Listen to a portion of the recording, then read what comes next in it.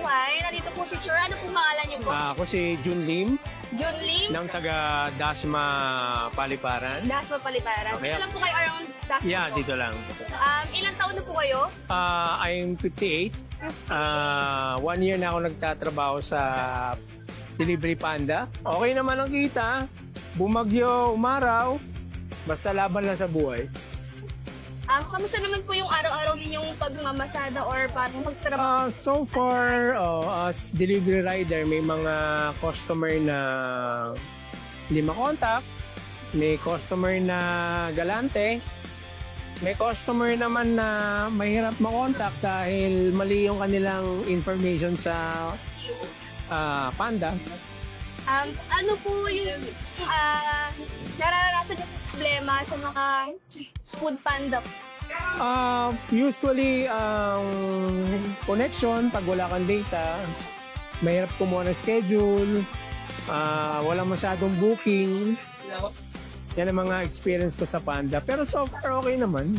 Ano po yung natutunan nyo na lang po sa pag-food panda po ng 1 year pa lang po? Okay, ang natutunan ko sa Food Panda sa loob ng isang taon ay nakakatulong, nakakabili ng mga parts, provide ng baon ng anak sa eskwelahan, at malaking bagay ang nakapasok ako sa Panda. Okay. Last na lang po, ano po ang pinakamahalagang aral na natutunan po ninyo sa trabaho po ninyo as a rider po? Ang isang punto lang na kailangan natin na laging pag-ingatan, yung kailangan laging safe tayo sa pagdadrive, pag-execute, yung tamang distansya sa harap, likod, laging aware, signal tayo palagi, at tamang speed. Yan. Paano nyo po last na lang po yung pwede nyo ba bang i-promote yung product po namin na gawang Pinoy, subok ng Pinoy po? Dapat tangkiligin natin ang gawang Pilipino, gawang Pilipinas, para lagi nating asahan na ang Pinas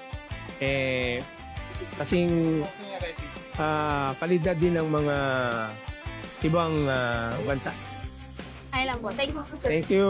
Salamat sa interview. Sana may mga mamupulot.